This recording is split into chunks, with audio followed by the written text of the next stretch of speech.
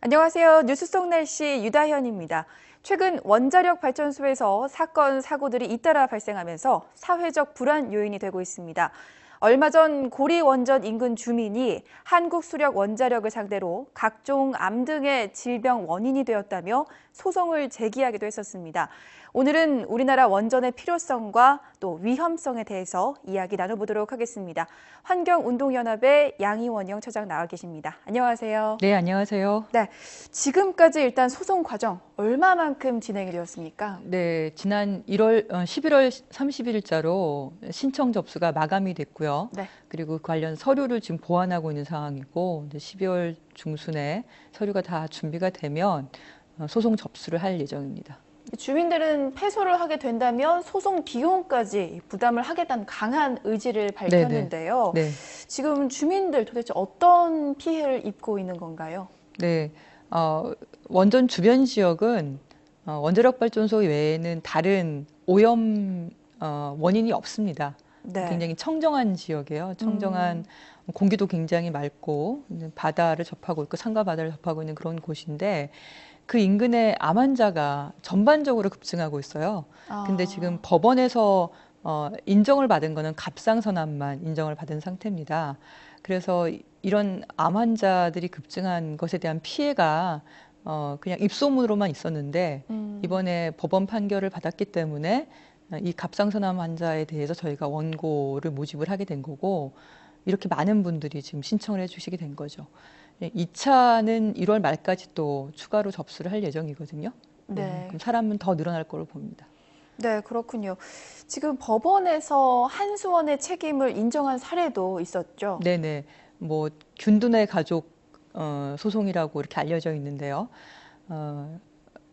아버지도 암 환자, 그다음에 어머니도 암 환자, 그다음에 아이는 이제 발달 장애를 겪고 있고 또 장모님도 암 환자. 이렇게 가족들이 거의 다 암 환자예요.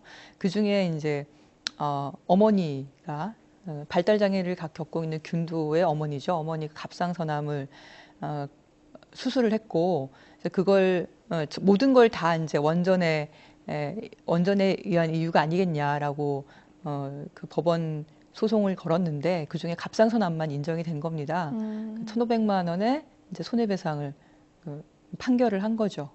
그 가해자로서 원전의 책임이 있는 거다라고 인정을 한 건데요. 아무리 법적 기준치 이하의 방사성 물질을 방출한다 하더라도 그것에 피해를 입은 사람이 있고 그리고 가해자가 방출한 방사성 물질이 무해하다고 입증하지 못하는 이상 그 책임이 있는 거다라는 내용의 판결이죠. 네. 외국의 경우는요, 이 원전의 폐쇄가 잇따르고 있습니다. 하지만 우리나라는 지금 그 반대의 상황이거든요. 네. 어떤 이유 때문이라고 보십니까? 우리나라는 원자력 산업을 중심으로 한 이해 집단이 굉장히 강합니다. 언론과 학계와 그리고 관료와 그다음에 기업들의 이해 집단이 굉장히 강하게 되어 있고 그것이 하나의 저는 정치 세력화되어 있다고 봅니다. 원전을 폐쇄하고 재생에너지 그리고 에너지 효율을 높이면서 일자리를 더 만들고 GDP를 더 끌어올릴 수 있는 그런 새로운 경제 성장의 계기가 유럽이나 미국에선 이미 시작이 되고 있거든요. 근데 왜 우리나라만 유독 그게 안 되느냐?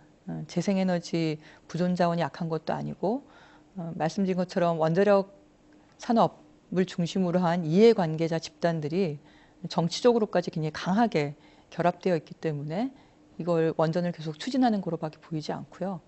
말씀하신 것처럼 원전 해체 시장은 앞으로 굉장히 클 예정입니다. 왜냐하면 지금까지 그러니까 해체된 건 몇십 개 안 되는데 폐쇄된 원전만 140개가 넘고요.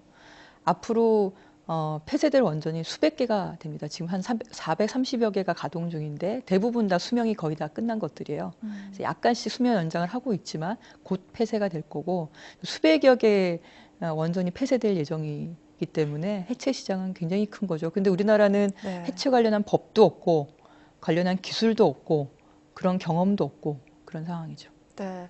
일본의 사례만 봐도 쉽게 알 수 있듯이 방사능에 노출된 사람 중에서 갑상선에 암이 발병을 한 경우가 많은데요. 이 원전과 갑상생암 어떤 관계가 있을까요? 네, 일본은 이제 후쿠시마 원전 사고 난 지 3년째이고 내년에 4년째에 들어가기 때문에 갑상선암 환자가 이제 조금씩 증가하고 있는 그런 상황이고요. 네. 18세 이하의 청소년들을 전수조사를 하고 있어요. 한 36만 명 정도 되거든요. 후쿠시마 현 전체를 통틀어 봤을 때. 네. 근데 올해 초까지 한 22만 5천 명 정도 했을 때 한 10명 이상, 한 20명 정도 이렇게 나왔고 점점 그 숫자가 늘어나고 있는 상황입니다. 근데 갑상선암의 그 원전 사고로 인한 갑상선암의 인과 관계는 체르노빌 원전 사고에서 명확하게 볼 수 있는데요. 청소년보다 어린이에게서 갑상선암이 한 4년째 되면서부터 급증을 합니다. 네. 근데 이 왜 갑상선암의 문제가 되냐면 핵발전소는 핵연료를 가동을 하면서 핵분열이 일어나면 한 200여 종 이상 되는 방사성 물질이 만들어지거든요.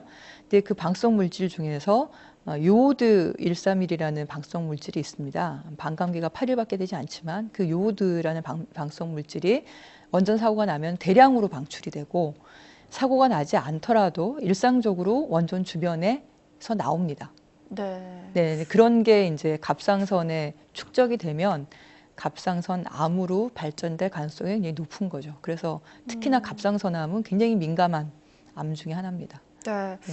앞으로 원전을 대체할 친환경 시설이 이제 필요할 것 같습니다. 어떤 것들이 있을까요? 앞서도 잠깐 말씀드린 것처럼 재생 에너지를 통해서 전기는 물론이거니와 우리가 필요로 하는 여러 가지 에너지를 공급할 수 있고요.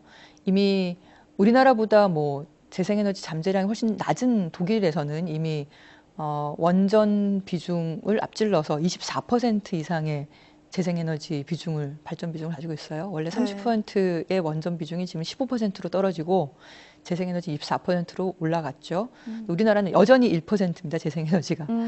그리고 또 하나가 에너지 효율인데요. 네. 우리가 에너지를 단순히 그러니까 전기를 그냥 공급한다고만 생각하지 말고 전기 공급으로 우리가 얻고자 하는 게 있지 않습니까? 쾌적한 실내, 밝은 빛 이런 것을 건물을 잘 지어서만으로도 가능해요. 그래서 건물을 잘 짓는 기술 이런 데 투자가 필요한 거죠. 그건 또 하나의 산업이거든요.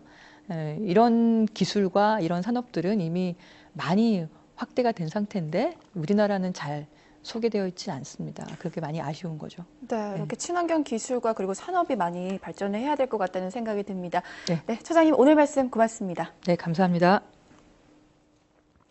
원자력 발전소 건설의 대표적 장점은 값싼 전기를 쉽게 얻을 수 있다는 점입니다.